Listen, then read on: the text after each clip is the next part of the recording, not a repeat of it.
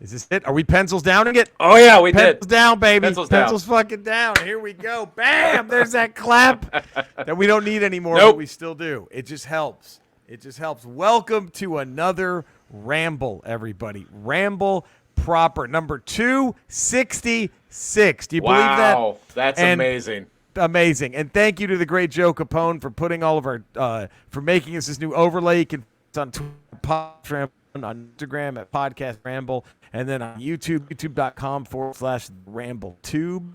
If you haven't already, please go to iTunes and give us a 5-star rating, a positive text review. Subscribe to the Ramble. That's not hard, is it, gang? No. You just give us a little subscription. Let's see how we're doing on the. See if we any new. I know we topped off. We were at 119, right? Last time. Let's 120. see. Come on, 120. 120. We are 120. still at 119, but that's okay. I know. We're gonna get there. We're gonna top that soon. We're gonna break that. It's gonna happen. You can also email us ramble@theramblepod.com. We might have a sponsor. I don't know. This is Hemp Vita. They sell maybe. They sell they sell THC products, CBD products. I mean, not THC. Boy, better make that distinction quick. Wow. Cody. We definitely don't have a sponsor now. Yeah, I know, right? They're out now. They were just about to cut us $30,000 each on a check, and they just wadded that up and threw it away. All the products, the tinctures, gummies, vape juice, vape pods, and pet products and lotions use broad-spectrum CBD oil and have no THC. The combustibles, the flowers, and the pre-rolls have less than 0.3%. Amazing. Hemp Vita will only use industrial hemp grown in the USA. It's organic. Right. And like we all remember, Cody's damn near chart-topping hit, no GMO, no GMO. The CBD is legal. It will not get you high. All of Hemp Vita's products meet the 2018 Farm Bill signed into law December of 2018, which effectively legalized hemp at the federal level by removing it from the federal list of controlled substances. Impressive. Most, and classifying it as an agricultural commodity. All that you're in, guys, right? Yeah. Knee deep in Hemp Vita Poon. You go to hempvita.com. You use Ramble as your checkout code. Yeah? What happens? 15% right the fuck off. I'm nipples deep now. Nipples deep in Poon. It's up to my chin. That's how exciting this is. So go do all of that. Also, we have merch. We have a TeePublic store. We do. Right there, which Cody has offered a much better solution for 6 months now. It's still under advisement with Ramble Corporate. We've just ignored. Cody's like, guys, there's a way better way to do this. And we're like, all right, man. That's great. Okay, we'll get to that. Look, I understand that there's a lot of bureaucracy that has to be passed. That's to all get it is. anything It's done. Tons of bureaucracy. And let's be honest, Eddie and I have a very long history with TeePublic too. Yeah. So there's a relationship there. We clear about $4 every 6 months. Yeah, and I don't feel can't just comfortable give that up. walking away from that. we can't rock just that walking boat. away We from can't $4. rock that. No, we can't rock that boat. I don't want to rock that boat. Jeez. By the way, Gary Priest emails us, hey, Jerry, Eddie, and Cody, been a long time since I subbed, but because life is just one calamity after another. Have just caught up with shows. Such great content and laughs. Certainly helped me get through the darker days. Thanks, Hope man. you and all the Ramblers and James are okay. Absolutely. And surviving this eternal shit show. I am watching Terminator, and Reese says he came across time for Sarah. Have you guys ever come across time? And how much jizz would it take to come across, say, 50 years of time? He was asking for the jizz guys. Oh. Do you know if the jizz talk guys, Cody, did they ever cover that one? About how Let me much? look in my archives. Yeah, They how did much a couple jizz would it string theory episodes. Did they ever cover time travel? I thought they called it. Didn't they rename it Rope Theory? Yes, they called it that's rope right, theory. yeah. It was rope theory. take? That's right. Oh, here we go. I got it. Okay, all right. Let me tell you something, pal. Yeah. You need a lot of jizz to travel back through time, but you know what? How much jizz do you need? I don't need a ton of jizz to travel through time. Okay, look, I did it. It took about 3 pumps.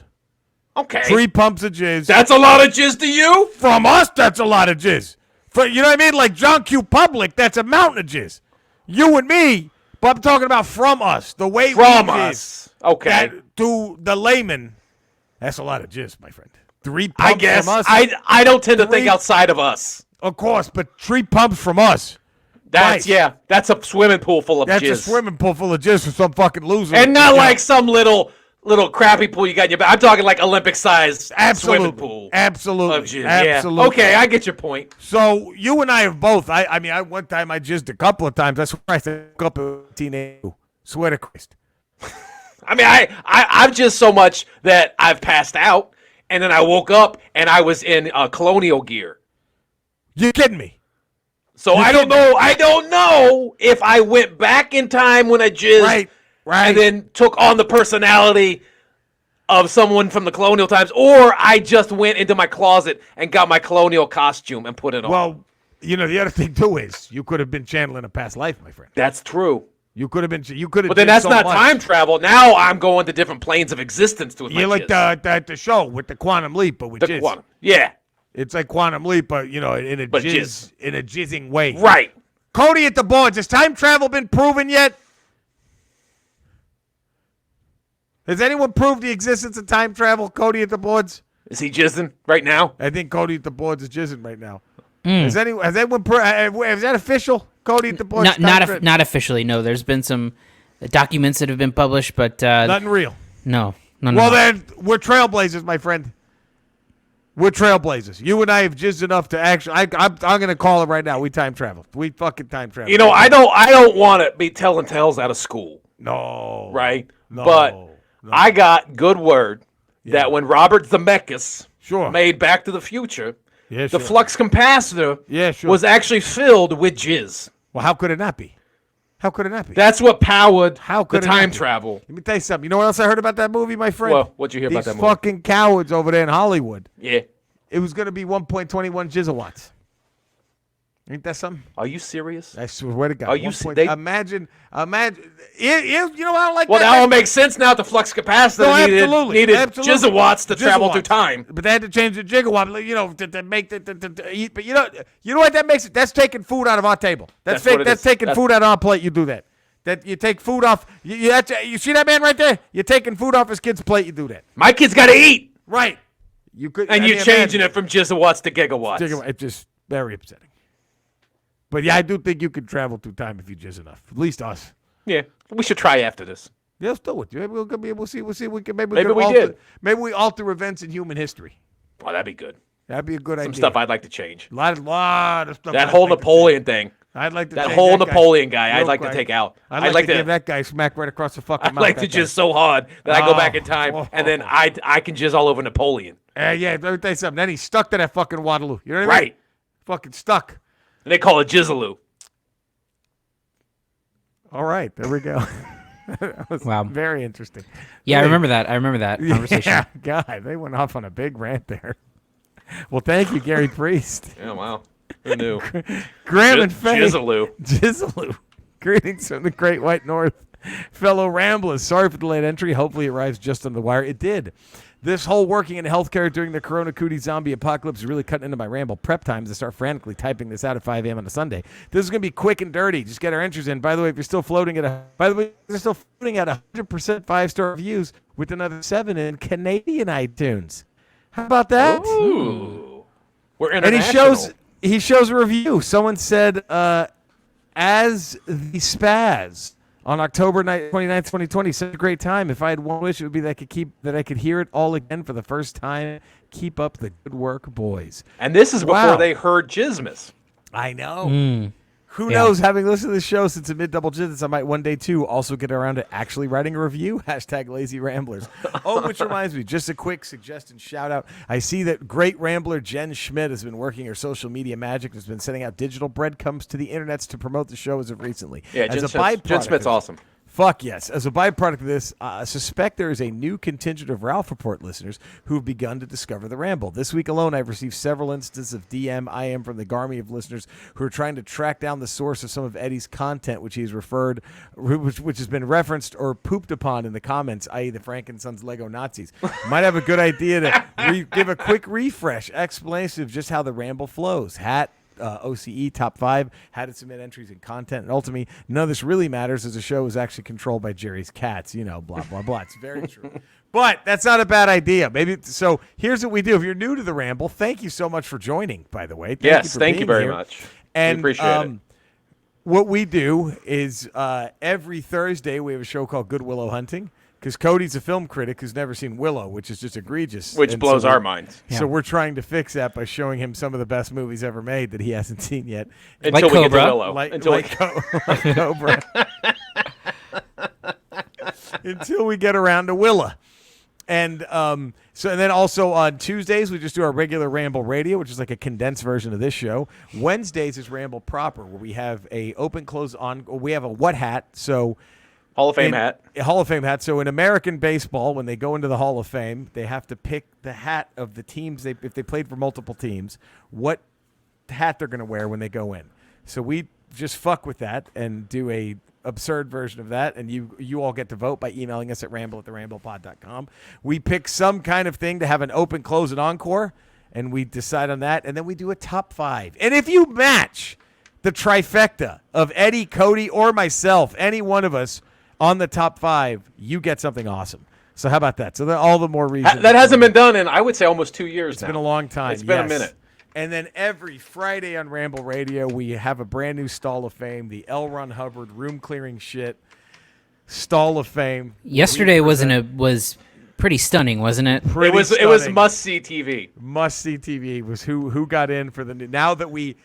So the first class, we just kind of picked as we went along and just added, and then now this one we let the Ramblers decide who's going in. So there we go. It was very exciting. So thank you to everyone who took part in that. And all the newcomers, you are more than welcome to jump in. What we're going to do is on our Facebook Ramble group page and on our Twitter page, we're going to post. Cody's going to compile all the names, and we're going to make a little sheet on Google to vote on, and we'll have that up at the end of January. We'll have our third class will go in January. Then we'll do it all in February for the fourth class. And then March, we're going to take every Rambler suggestion that's emailed in, their own personal suggestion, put it into a large March Madness type bracket, and at the end of March, we'll have one winner that will be the Ramblers selection for the Stall of Fame. I can't wait. And then Dustin Jacobs emails us. If I can talk about Star Wars for a moment and Han Solo being the best character, the reason is simple. Han is the bridge. Wait a minute. Who's arguing that Han isn't the best? But anyway. I don't know. Yes, Luke is this frustrated kid who wants to seek adventure away from the family farm, which a ton of kids growing up sort of latch onto. However, with each film, he becomes less and less relatable. Who can relate to a monk with superpowers? No one.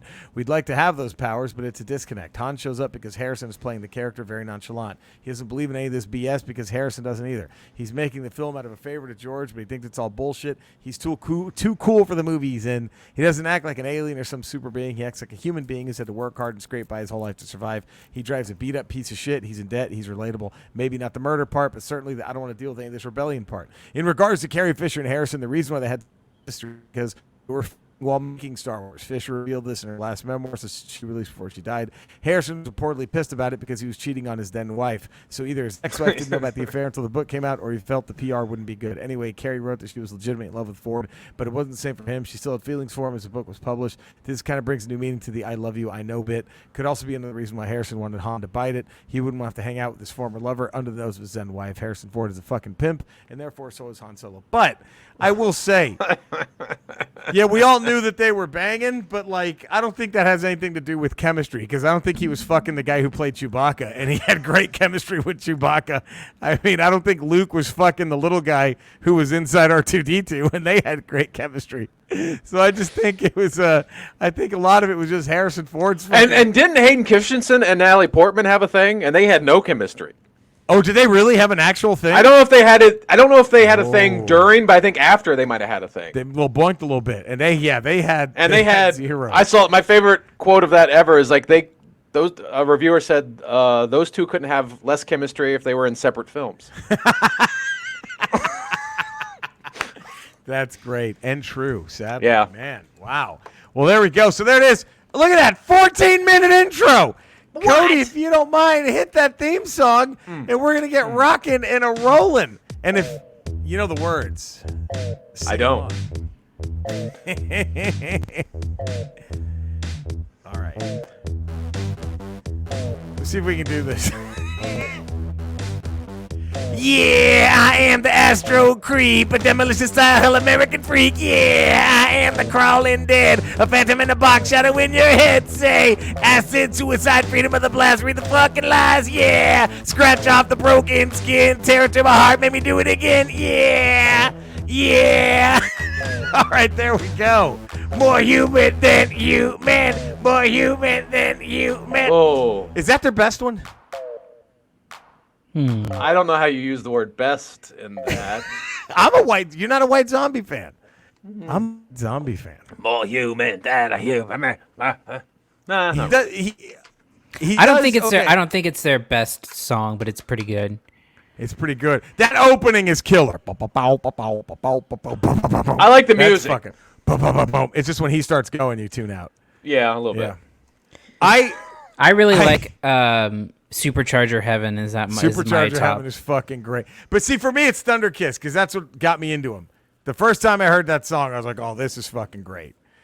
I was down with Thunder Kiss 65. And Rob Zombie puts on a great fucking show live. It's so much fun. But he's a better director than singer. Right? much better director than singer. The Rob Zombie shots are fired today from Eddie. We should do a watch along with that movie. Which one? His last one. What was the last one? Oh God. Wasn't the last one? He did like the third one of the House of 1,000 Corpses, right? Wasn't that the last one? Was that the last one? He made a movie. He did the Halloween remake.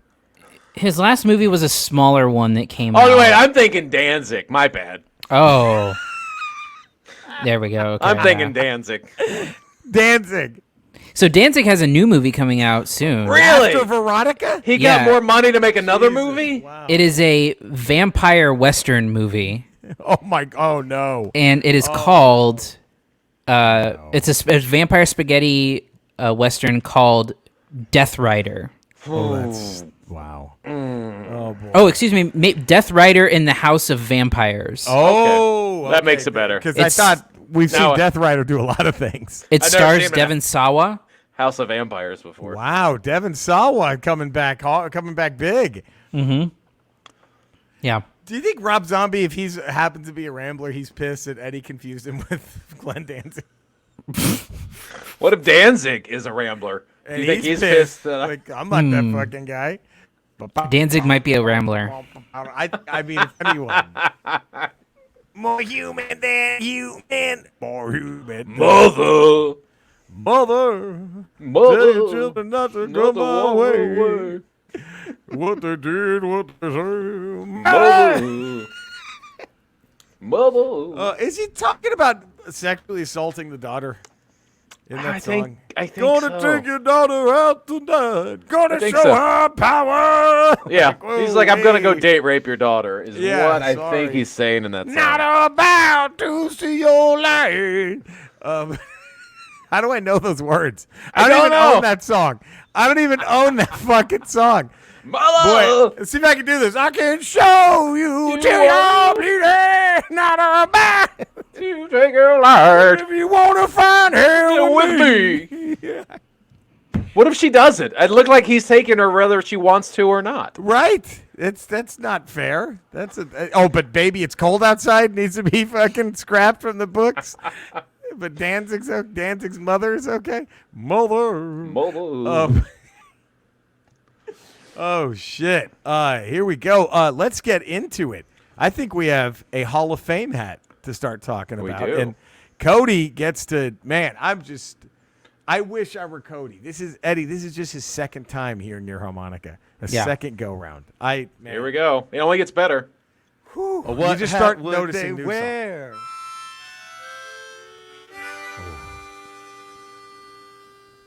I think Cody's gonna start noticing things he never noticed before. You know what I mean? Like you can hear it 100 times, and it's like the first time every time. Okay, Cody, I bet you're gonna agree with me on this. But Eddie's harmonica playing is just like, was it Foreigner? It feels like the first time. Feels like the very first Madonna's time. Like a Virgin. Yeah, it's the same thing. Same thing. Almost too much. Almost. Right. But not. But not enough. It's amazing. It's amazing. Too much and not enough at the same time. Exactly. It's Gary Priest. This is Guillermo Del Toro, the great filmmaker. Got the bling.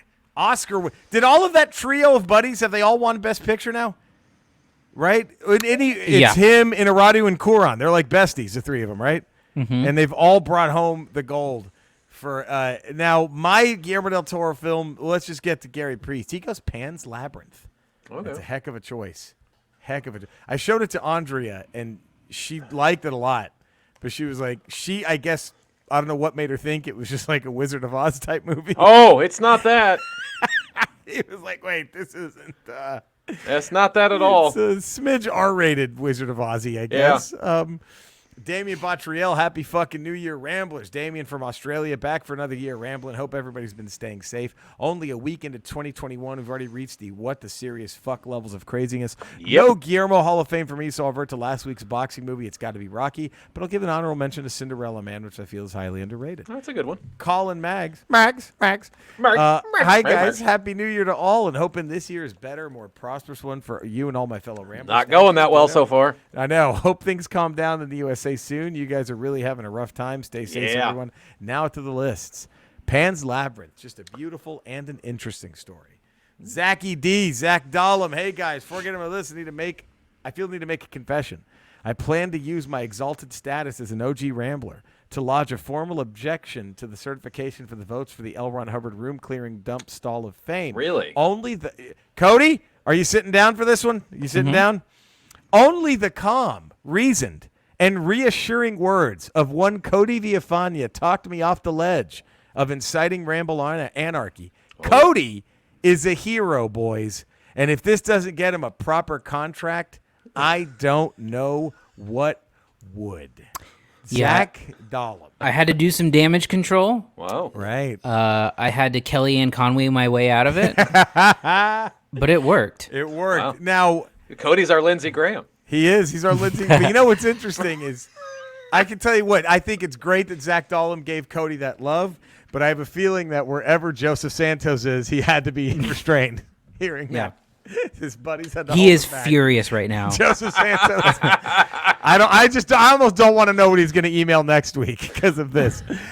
Zach Dahlem says, I have to go with Pan's Labyrinth. Guillermo del Toro has made many fine films. If someone asks you just one film of his to explain who he is as a filmmaker, it would be this film. Just perfect. And I didn't plan this, Cody. I post these chronologically.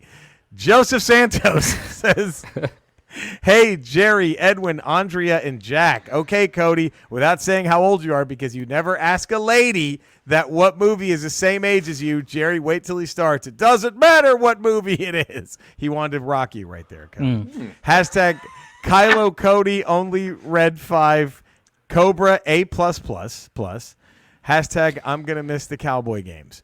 It makes perfect sense that Joe Santos loves Cobra. Like that just checks out. The Guillermo Del Toro Hall of Fame gives Hellboy. Hashtag I abstain. Taking more shots at you, Cody. Hashtag the one category about movies, and he abstains. I guess this was last week boxing movie. I don't remember. No, you did one for last week. I think Cody? It was probably Star Wars quotes. Oh, that was it. Yeah. He's talking about, which I'm going to abstain again on. Oh, I love this. Grady W. Smithy III, Ragnarok, either one. Del Toro should wear the hat for Pan's Labyrinth. Joe Capone, hat game. Joe Capone drops a quote. What is a ghost? A tragedy condemned to repeat itself time and again. An instant of pain, perhaps something dead which still seems to be alive in emotion, suspended in blurred photograph like an insect trapped in amber. A ghost is me.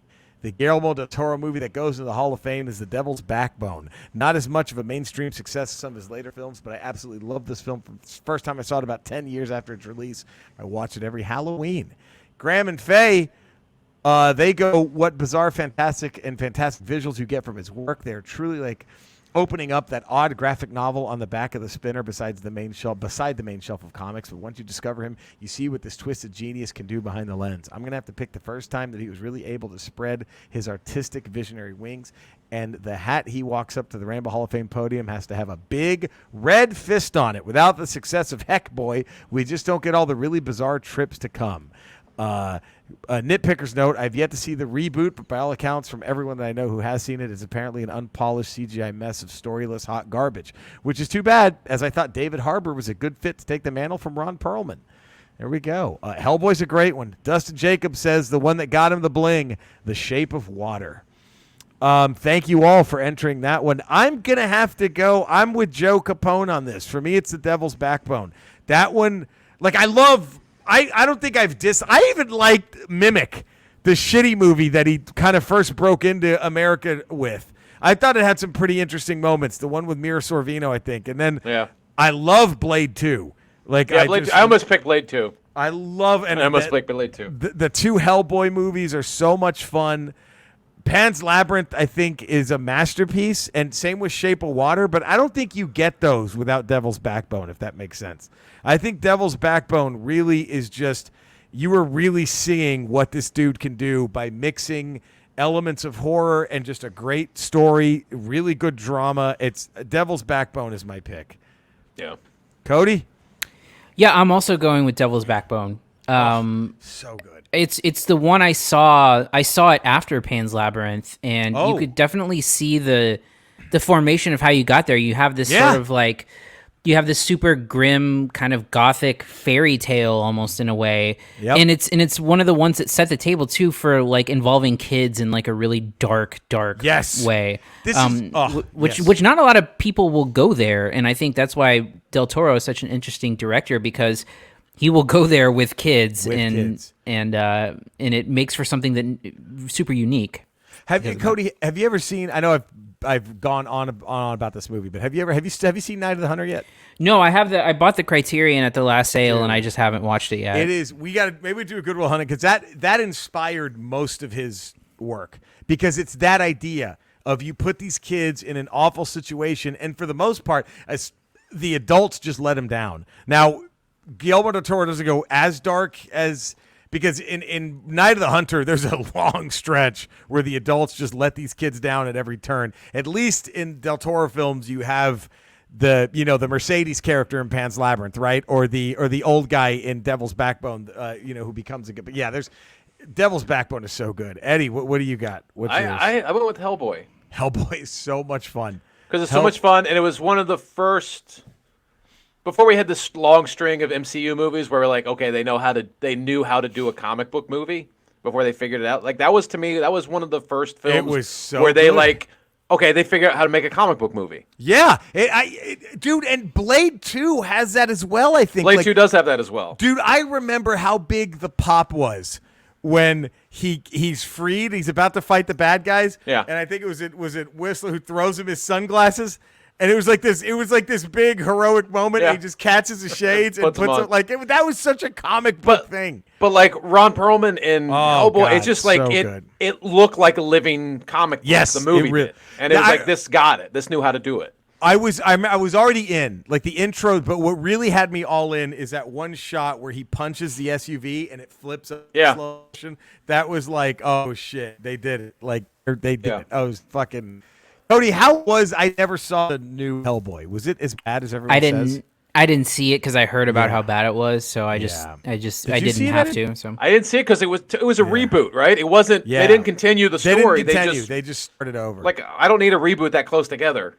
Yeah, especially when the first one did it so well. If it was a shitty movie, okay, I get it, but you're rebooting a franchise that had one great film and one good film in it. And instead of give Del Toro a fucking trilogy. Yeah, let him make 3. Didn't he want to? I believe he did, right? Didn't he? I mean, he wanted a trilogy, if I'm not mistaken. Oh, did he? I don't know. Yeah, the first one was. I enjoyed the second one, but the first one I thought was great. Yeah, first one was fucking fantastic. Very weird. Anyway, so next Ramble. I'm excited for this one, guys. The John Madden football game cover curse goes into the Hall of Fame. What Madden cover athlete got fucked so bad by being on the cover of Madden that they now go into the HOF? Huh? We can do this, right? Who was that Browns running back? Tommy. Oh, the white guy? Yeah, he won the tournament, the contest. Yeah. The fans voted him on. Peyton Hillis? Peyton Hillis, not Tommy. Peyton Hillis. That's got to be. Man, that's Sean Alexander is a huge one, too. Alexander's Yeah, but Sean Alexander had a couple years and went to a Super Bowl. Peyton Hillis had 1 year and then never heard from again. But the thing about Sean Alexander was that he was the top back in the league and then faded into obscurity almost immediately. That is true. Because of Madden. You get running backs like that are good for like 3, 4, 5 years and then just drop off. But like Peyton Hillis, no one knew about him. One season, everyone votes him on the cover, and the next season he's gone. Like it was. He never had Jamarcus Russell. Russell never made them. I know Culpepper did, and he had a fall. Culpepper had some good years in Minnesota. He did have some good years. He had some real good Jamarcus Russell never had a good year. No, he never came. So I'm just going to put this out there for Sean Alexander. So he was on the cover. Uh-huh. He had missed one start in his past 64 games, and then he broke his bone in his foot on the cover, missed 6 starts, failed to rush 1,000 yards for the first time in 6 years, and then he got hurt the following year and then cut by the Seahawks before the season ended. So you could, if you're superstitious enough, you could say that was because of Madden.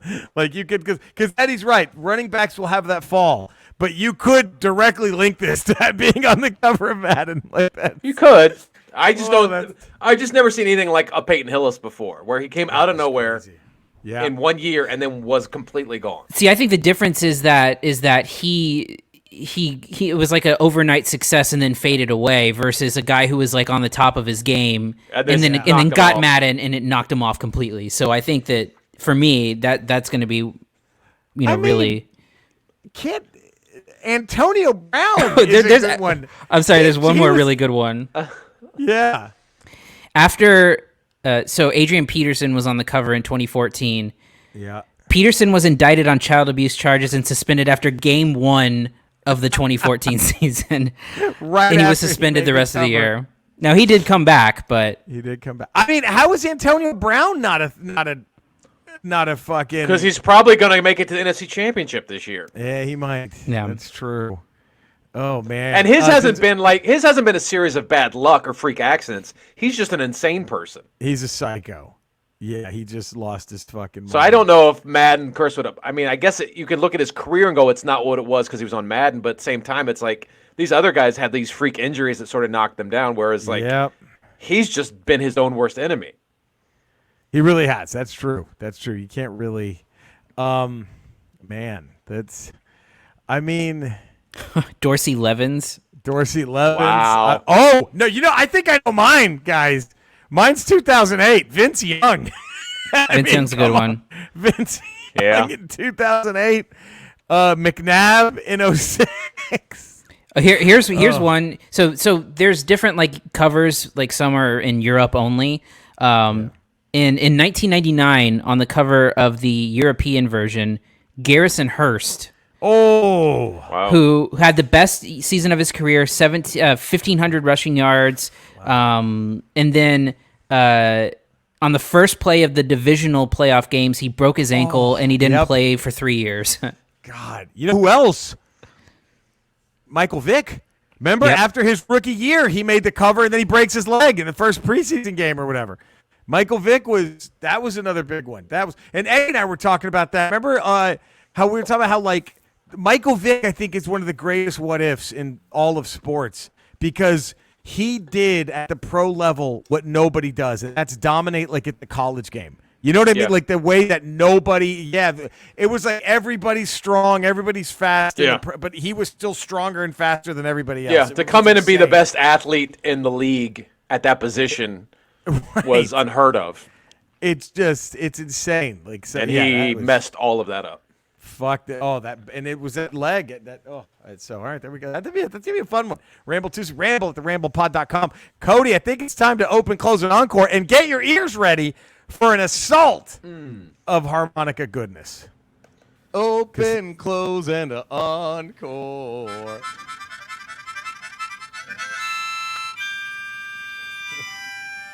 Wow. You know what that was, Cody? Ooh, that's sweaty. That's just when you tell somebody there's no script. You do this. You be you. We're not gonna just give me some of that Eddie magic.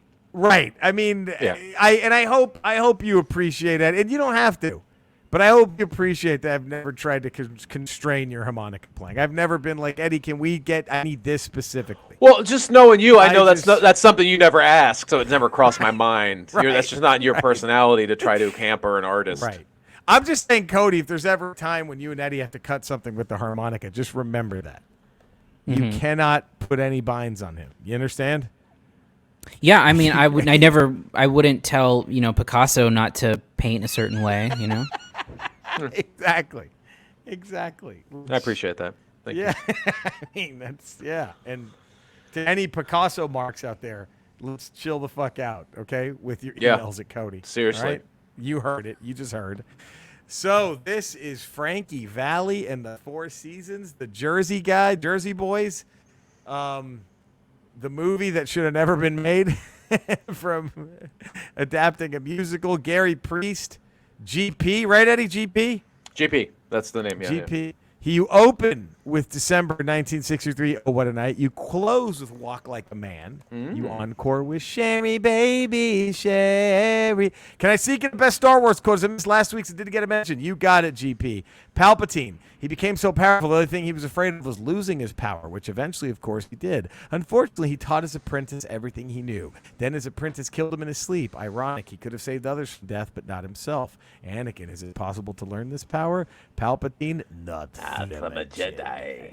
The supposed Francis Ford Coppola directed moment. Damien Bottriell, DB, the bots. He says, open with Oh, What a Night. You close with Walk Like a Man. You encore with Can't Take My Eyes Off You. Colin Mags. Open with The Sun Ain't Gonna Shine Anymore. Reminds me of my dad. He loved that song. And on the one mixtape he had, it was on, so he heard it a lot. And now I miss it. Close, Silence is Golden. Same reason. Encore, December 1963. Oh, What a Night. My personal favorite. Zach Dallum. You open with Big Girls Don't Cry. You close with Walk Like a Man. You encore with Can't Take My Eyes Off of You. Cody, I hope you're sitting down for this one. Joseph Santos. Ooh. You open with Rag Cody instead of Rag Doll. Get it? You close with Working My Way Back to You, Jack. And you encore with Big Cody's Don't Cry. There we go. Grady W. Smithy III, Addams Family Reunion. Frankie Valli and the Four Seasons should open with Grease. Close with Let's Hang On. Encore with Can't Take My Eyes Off You. Joe Capone says, you open with, this was almost my choice for the opener. Who loves you, pretty baby? Who's gonna get you through the night? You close with Working My Way Back to You, baby. Encore with Sherry.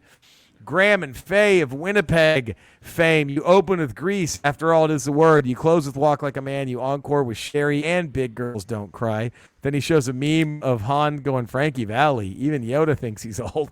Dustin Jacobs, you open with Working My Way Back to You. You close with Big Girls Don't Cry. Encore with Sherry. And I had him open with Ragdoll.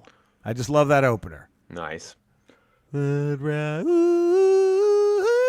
think that sets the mood, right? The place goes dark. Yeah, you just hear the instant harmonizing. I close with Big Girls Don't Cry. I encore with Can't Take My Eyes Off of You. Nice. Eddie, Cody, I'm giving you a few more moments to get your list ready. I'm good. Eddie, what do you got? I got you open with Oh, What a Night. Oh, yeah. Because what a night it's going to be. Oh, there you go. There right? it is. There it is. Because you're there. There it is. And then you close with Walk Like a Man. Yep. And then you encore with Sherry. Look at that. That's a great one. Cody? Open with Oh, What a Night. Close with Sherry. Encore, Big Girls Don't Cry. That's a great one. Oh, such a great fucking...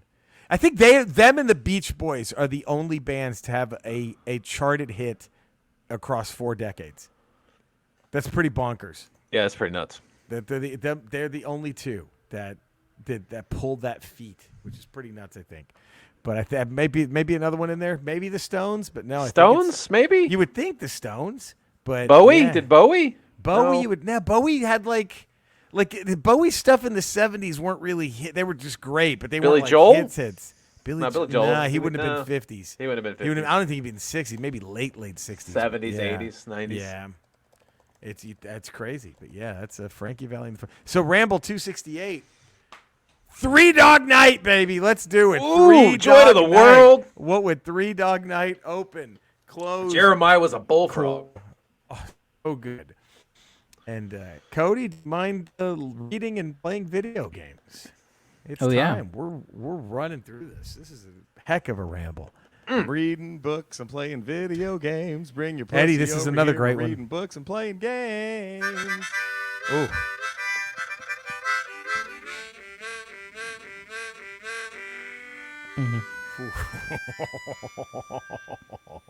Wow. But let me add, your vocals are the perfect foreplay. Stop! No, I'm not even. Perfect. No. The perfect cunnilingus. If For there's the pounding that your ears are about to take.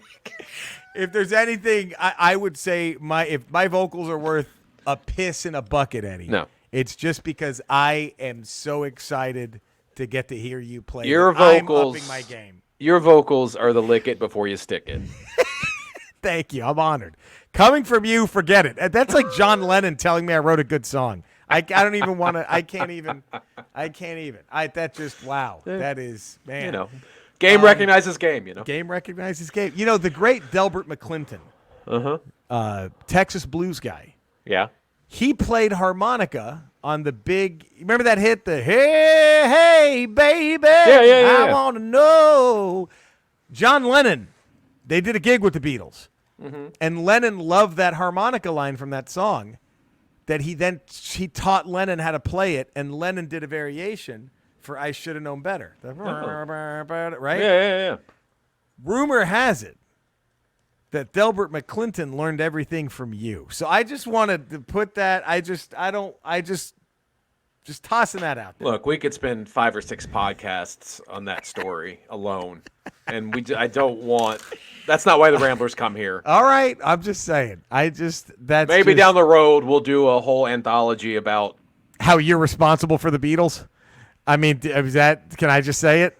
Can I just say it? You can how say you're it. responsible You can for the say it. Beatles. You Let's can just say say it. it. But let's just. That's another time. Let's not get off track here. All right. Damien Bontriel, I've been playing Star Wars Republic Commando lately. You lead an elite class of clones running a spec ops mission during the Clone Wars. I also finally finished the Darth Bane novels during my Christmas break. Ooh. Dude, that is, man, wow.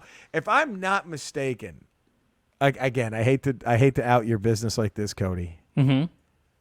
Cody is known as the Texas Heartbreaker. He has dumped so many women who were willing to give it all up for him because they haven't read the Darth Bane books. Uh-huh. Yeah. They offered to read them. They were like, well, I'll read them right now.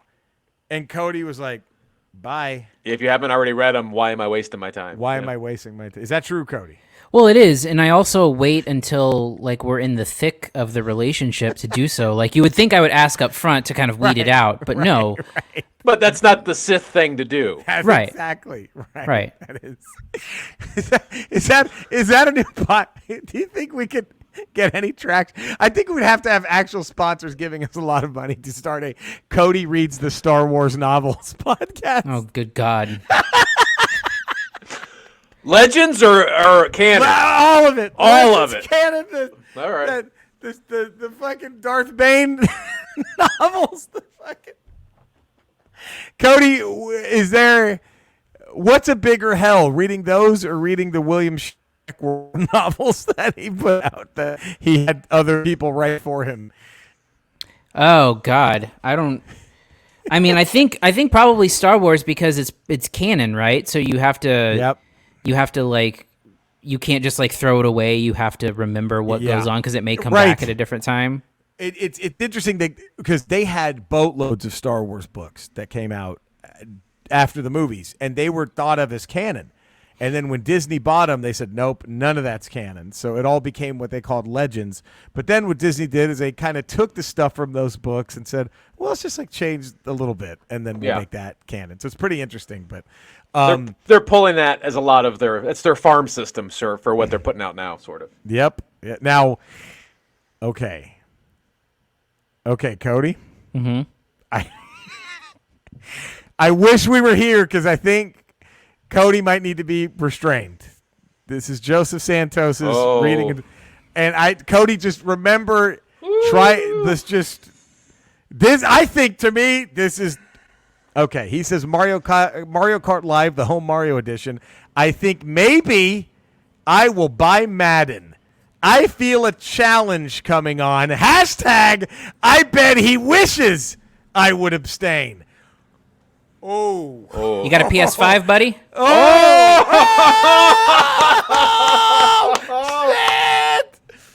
We have to figure this out. We have to have a Cody versus Joe Santos PS5. Wow. Where Eddie and I, Madden and Summerall, the thing. Where Eddie and I, Madden and Summerall, this. I am... Oh, Woo! that has to happen. It might have to happen. We have to figure out how we're going to do this. Wow. Oh, man. Grady W. Smithy III faces the music. I'm reading the Marvel Masterworks editions of X-Men because Comixology had a sale that let me get the first 200 issues of the book for under $40. Damn. Hell of a deal. I'm in the early days of Roy Thomas's run and looking forward to hitting the point when Neil Adams takes over as the artist. And I'm playing Cyberpunk, which is a lot of fun when it doesn't glitch out. I've done 5 endings so far, and I'm trying to finish the rest. Fucking A. Graham and Faye, I've limited my free time to waging digital Mortal Kombat with my PC gaming rig, so with any luck, by next ramble, I may have finally started Into the Outer Worlds. I love that game. Fallout New Vegas, favorite games of all time, and this is the same team who built the sci-fi first-person shooter RPG. Look forward to it, but you know what getting your expectations up about a video game can do, and this is a really funny little cartoon. It's a little kid getting an Atari game, and he says, wow, this game looks awesome. And you look at the cover, and it was like a typical Atari cover. It was just like the most awesome-looking painting or drawing you've ever seen. And then the game is just like a bunch of bricks, like little pixelated blocks, which is exactly, God, I remember that. I don't even remember being disappointed, Eddie, that the Atari box art had did match nothing in the game. I don't even remember. Cody, that might be one I might bug you to play, Outer Worlds. That's a hell of a game. Very funny. Very involved game, a lot of fun. Right now, I'm still playing through Cyberpunk, which I'm loving when it doesn't glitch. But even, thankfully, the glitches haven't been game-breaking.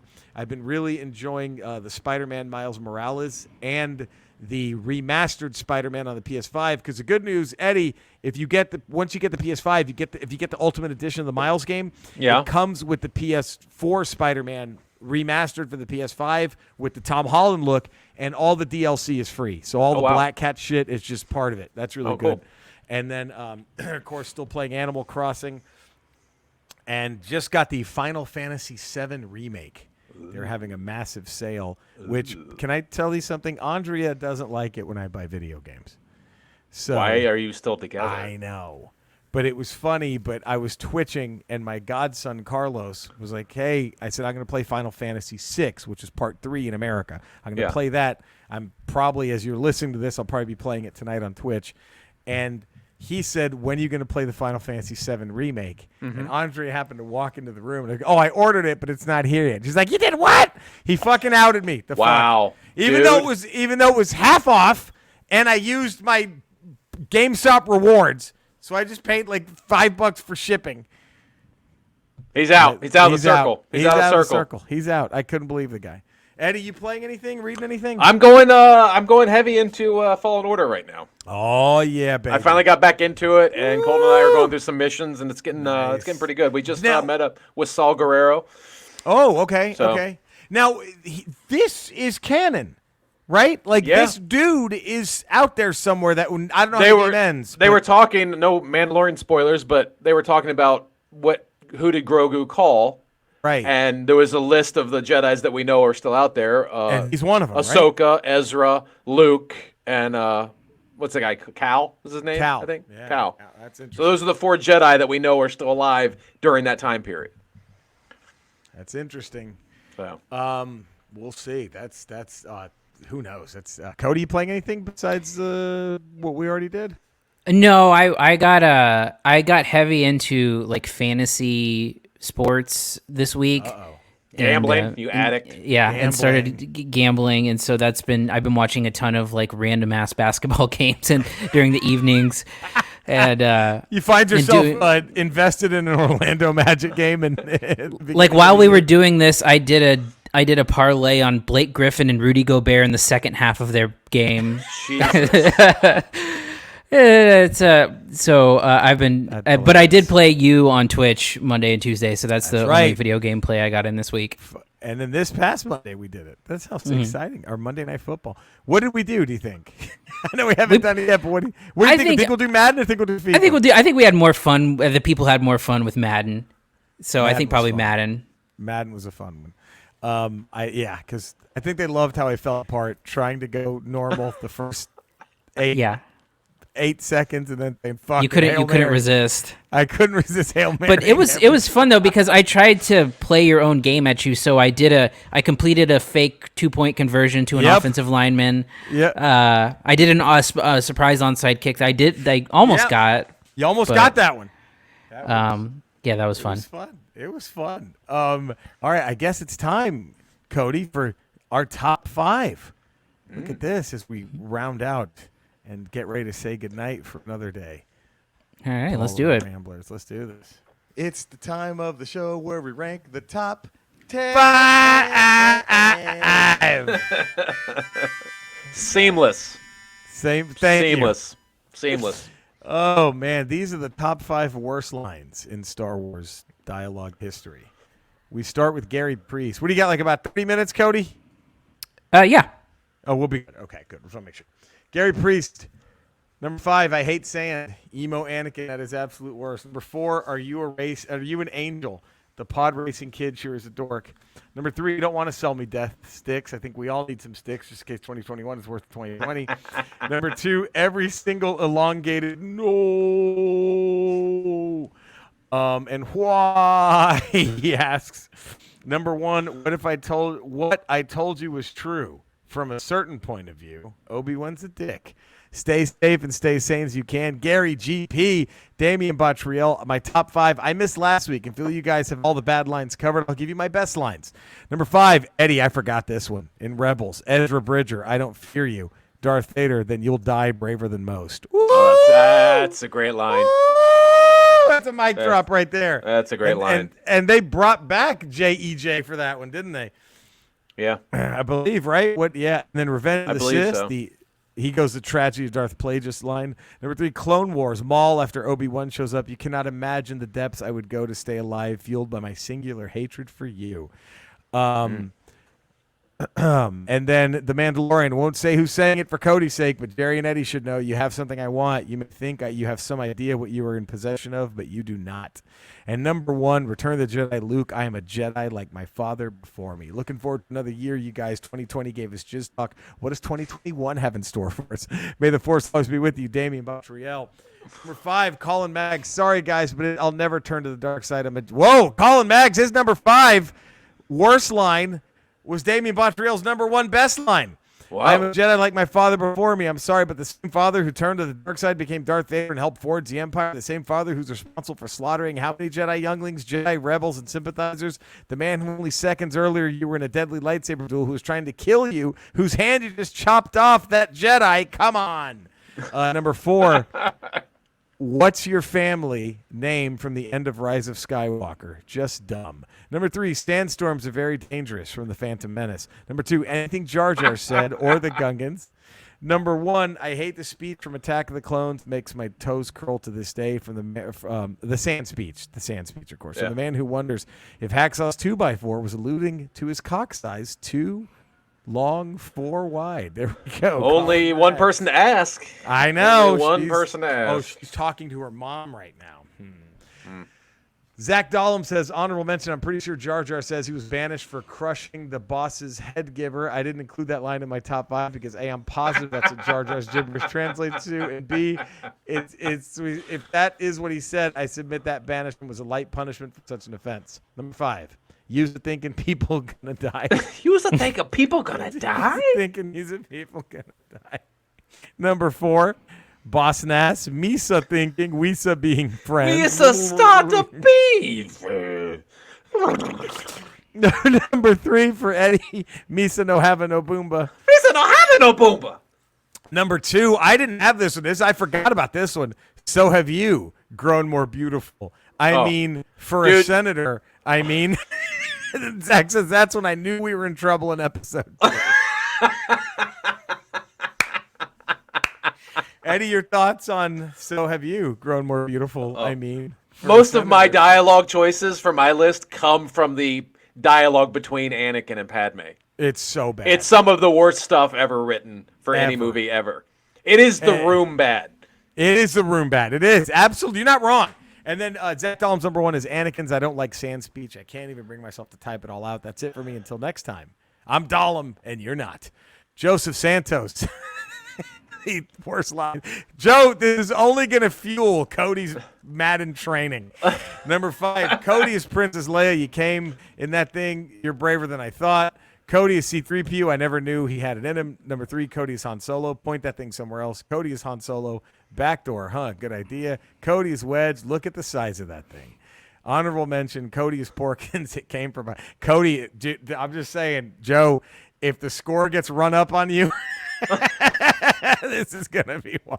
If Cody has an 8 touchdown lead and goes for it on 4th and 1, I'm just telling you why. There's no victory formation in Cody's playbook. No, there's Grady W. Smithy III, The Search for Spock. Honorable mention to Greedo shot first. It's something Lucas said rather than something that was actually in any of the scripts. But it was a stupid fucking idea, and I'll never stop hating that Lucas shoehorned that bullshit into the original movie. Fuck you, George. I'm not bitter. Number 5, from my point of view, the Jedi are evil. Number 4, use a thinking, use a people gonna die. I can't even read that. How do you read that? It's Use so a thinking, bad. use the people gonna die? She has lost the will to live. Fuck you for making Padme die from being sad, George. I'm not bitter. Lost a planet, Master Obi-Wan has. Number 1, you want to buy some Death Stick? Fuck you for creating Elon Sleaze Bagano, George. I'm not bitter. Joe Capone, top 5 worst Star Wars lines. Number 5, anything that comes out of Jar Jar's mouth. Number 4, oh, God, I forgot about this one, too. I tried to block this movie out of my mind. Number 4 is from the moment I met you all those years ago. Not a day has gone by when I haven't thought of you. And now that I'm with you again, I'm in agony. The closer I get to you, the worse it gets. My thought of not being with you, I can't breathe. I'm haunted by the kiss you should have never given me. My heart is beating, hoping that kiss will not become a scar. You are in my very soul, tormenting me. What can I do? I will do anything you ask. If you were She would run. Any normal person would run from that dude. Yes. You would run from that dude. Who's not like, what the fuck is this? I can't believe George Lucas wrote that. It was like, as bad as the sequel trilogy, there's parts of the sequel trilogy that are bad. Nothing is as bad as the exchange between Padme and Anakin. It is. It is some of the worst stuff ever. That line you quoted says it best. They couldn't have worse chemistry if they were in different movies. But again, I know, like we talked about this last week, and Cody thought Phantom Menace was worse. Attack of the Clones is so much worse than Phantom Menace for their dialogue, for their exchange. I know Phantom Menace has a ton of problems, but Attack of the Clones is so. It's like student film bad. It's rough, man. It is the room level bad dialogue. It is so bad. I would not be surprised if the room hadn't existed, but yet there was a line where he goes, "You're tearing me apart, Padme." Like I could see that 1,000% being. Oh, hi, Obi-Wan. Oh, hi, Obi-Wan. I did not choke her. I did not. I did not. Oh, hi, Obi-Wan. I did not choke her. I did not. You know what? I would watch that movie of Tommy playing Anakin. Anakin Skywalker. Who wouldn't? That's a good call, Cody. From my point of view, the Jedi are bad. Oh God. Joe Capone's number 3. I've been wondering. Well, this is a feather in Cody's hat for for Phantom Menace. I've been wondering, what are midi-chlorians? I've been wondering. Young Anakin, I've been wondering. This 7-year-old me has just been wondering. God, that's the worst line of exposition ever written in a movie. Like, not even trying to get there organically. I've been wondering, what are midichlorians? That just shows you George Lucas didn't give a fuck about dialogue or character. No. All he cared about was trying to do this new way of making films. That's it. That's all he gave a shit about in the That's all I prequels. gave Joe Capone's number 2. If there is one that ran away with it, it's the I don't like sand. It's coarse, rough, and irritating, and it gets everywhere. And his number 1 is no. Graham and Faye, the entire there seems to be a definitive pattern forming as I think about this. If we're talking about worst lines in Star Wars movie history, it's really hard to find something not in one of the prequels. The entire number 5, the entire lack of writing arc with Padme Anakin love story. This is just one such excerpt from the nausea-inducing dialogue. You're so beautiful. It's only because I'm so in love. No, it's because I'm so in love with you. So love is blinded you. Ah, so bad. And then he has a meme of Anakin going, "I killed them all, not just the men, but the women and children too." And then it shows some chick looking turned on, and it's Padme hearing him say that. Number 4, from my point of view, the Jedi are evil. So for what could be one of the pivotal moments in character and story development in the entire series, you basically went with, "I know you are, but what am I?" Number 3, the death of Padme, lost her will to live. You literally have billions of dollars worth of medical equipment and technology surrounding you, and this is the best your droid can come up with. Shrugs metallic shoulders. Well, I'm out of ideas. You guys at least dunked her in a bacta tank or something. It was clear to the point where George saw the finish line while typing away, and it was basically time to wrap this up. Number 2, no. Although Revenge of the Sith was the best of the prequels, this line just doesn't seem to fit. This is ironic. As he didn't do the line, this is the best example of how you cannot fault Hayden Christensen for his performance. With lines like "I hate sand," you just don't have much to work with. There's not a lot to work with that script. It's tough. And then number 1, anything that basically begins with Misa or the entire undertow of borderline racist tones. Also, all the alien races in the prequel. I remember watching Phantom Menace for the first time on opening night, and right off the bat, there's something a little odd about the Trade Federation accent, and that was pre-Jar Jar. Listen, 5 minutes in. There you go. And then he does a meme of what's his face, Morpheus from The Matrix, going, "What if I told you the true Sith Lord goes by the surname Binks?" And then he has Jar Jar in a black hood saying, "Now that's a name Misa not been hearing for longo time." Misa not here for a long time. See, I just couldn't get out of the prequels. Oh well, stay safe, Ramblers. Ramble off, Graham and Faye, Winnipeg A. Dustin Jacobs. Everything Jar Jar says, everything the Trade Federation says, everything Anakin says in the prequels, everything Padme says in the last 30 minutes of Sith, a broken heart kills her, the fuck? And number 1, Darth Vader, no. My number 5, this was a tough one. I go, from my point of view, the Jedi are evil. Eddie, your number 5? My number 5 is Misa not having no boomba. Cody, you're taking a knee on this one, right? Yes, I am. Okay, I'm sorry. It's okay. My number 4 was, by the way, there's nothing not in the prequels in my top. I have one from the original trilogy. Everything else is prequels. Do you know what the one pick I had to move to honorable mention was Yoda doing the Tarzan yell. I mean, Chewbacca doing the Tarzan yell in Return of the Jedi. But nothing. Who's scruffy looking, none of that shit is anything like. So my number 4 is use a thinking, use a people gonna die. My number 4 is "You Are So Beautiful. It's only because I'm so in love." No, it's because I'm so in love with you. So love has blinded you? Awful. Fucking awful. That is, okay, can I tell you that dialogue? Do you know what kind of couple meets with that dialogue? You meet at a bar, you say that to each other, and then it ends where she's been maced outside the Capitol, and she's like, "We were storming where's the revolution? They kicked me out and pushed me out and maced me." That's how that ends. My Misa not having no boom. Misa not having no boomba.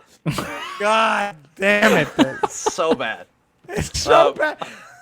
I mean, I'm sorry, Eddie, can we give some credit to how bad Jar Jar used a boomba? Like, that was, that just sets him up. That's the fastball right down the middle that Jar Jar then fucking Barry Bonds out of the fucking park. That was Brett Favre lying down for what's his face for that fucking guy. Strahan. Give him the sack. Yeah. I'm sorry, Eddie. What's your number 3? It's right after Anakin tells Padme that he's slaughtered all those innocent. I mean, he killed the same people who killed his mom, but then he killed the women and the children. I slaughtered them like animals. And then Padme responds, "Well, to be angry is to be human." Like, is she a sociopath too? Like, that's what this guy just said. He just slaughtered kids, and you're like, "Well, to be angry is to be human, Anakin." Like, what the fuck? Shit. Jesus Christ. Is that exactly what Kyle Rittenhouse's mom told him after he murdered those two people? That's exactly. And I slaughtered them like animals. The angriest to be human. That's what Ricky Schroeder called up and said on the phone when he bailed him out. When he bailed him out. To be angry is to be human. Oh, God. My number 2 is, are you an angel? Oh, that's my number 2. Ah! That's my number 2. And then my number 1, what else could it be? The Sand Monologue. The Sand Monologue. What's your number 1? My number 1 is not because it's poor dialogue. It's the no from Darth Vader, but it's the one that George Lucas shoehorned into Return of the Jedi. Oh, my God. It ruins. Because that is a great scene. And you don't need it. Vader has a mask on, and you can tell you can see every emotion in Darth Vader. It doesn't need a no. You can read everything on that stupid mask. You can read it all. See everything he's thinking and feeling. And he threw in that no, and you're like, what? You just ruined one of the best scenes in this movie. And yes, but no, like, you know what else he fucked up? And I think he got rid of this one. But if I'm not mistaken, when the special editions first came out, he added Luke screaming as he fell from Cloud City. Yes, he did. Which is why Luke knew what he was doing. Yeah, he Luke did it on voluntarily killed he himself. Jump and go, oh, that was a mistake. Never mind. No, he knew what he was fucking doing. So dumb. Oh, boy. But that no in Return of the Jedi pisses me off. Because it's such a great scene, and you see every emotion in Darth Vader's face, and he's wearing a mask, and he just completely ruins it. He ruined it. So, as Cody is still catching up with Mandalorian, I think I might have the hardest top 5 we'll ever have. Okay. Oh, God. Ramble 268. The top 5 best moments of the prequels. Can we do this? Can we have 5? What? 5. Can you pick the 5 best? I think I can barely get you there. I think I can. Now, I could cheat and just do every line of dialogue from the Opera House sing. It's like, number 5, did I tell you the tragedy of Darth Plagueis? Number 4, no, who is he? Number 3. But the 5 best moments. I may have to take myself and put myself back into my 2002 form while I'm watching it on opening night. I know. When I bought into most of the stuff that was happening. It is. That's tough. Hi, lady. Andrea is, oh my God, she just made a T-shirt. Said, I put Roseanne Barr in the Stall of Fame. And she's wearing it. It's the level of She should be proud of that. Gotta be proud of that. Gotta be proud. Well, there we go. Ramble 268, top 5 best moments of the prequels as we let Cody get caught up on Mandalorian before we do start doing our best of Mandalorian. You like this? I like it. All right. Well, there we go. Thank you so much for tuning in. I guess we hit the outro. Thank you all. Ramble at theramblepod.com. You know where to find us. You know how to find us. And Cody, you haven't seen the Star Wars original trilogy that you've seen were the special editions, correct? You didn't see the originals, right? Or that you remember? God. I watched whatever they released on Blu-ray 4 or 5 years ago. Yeah, you've never seen the originals. Which I mean, the Greedo shooting, that's the most egregious. Like the one that and the no from Return of the Jedi are the 2 biggest things. You're like, why did you touch it? Empire wasn't that big of a deal. Nothing. Cloud City stuff, but nothing bad. That was no biggie, but it got done. But those 2 moments from the original trilogy are just. That was the worst shit to shoehorn. And then the whole Jabba the Hutt in A New Hope when he steps on his tail. And then Luke screaming as he willingly thinks he's. He steps on Jabba's tail and Jabba does nothing. That's like if he's got all his henchmen around him and nothing happens. That's like if the guy who tried to tell the Corleones to do drugs while he's having that meeting, he just steps on Brando. He just goes over and slaps Brando in the face. Yeah, just smacks him, and Brando just goes, what? And that's it. And none of like Sonny doesn't kill him. No one does anything. Family just sitting there. Like, okay. So dumb. So fucking dumb. Oh, man. Well, there we go. Thank you all for tuning in. We love you. We'll see you next time, everybody. And until then, have a good... Cody, actually, we'll say goodbye, and then we'll figure out when we're doing GWH, yeah? Oh, yeah. Bye, everybody. Bye.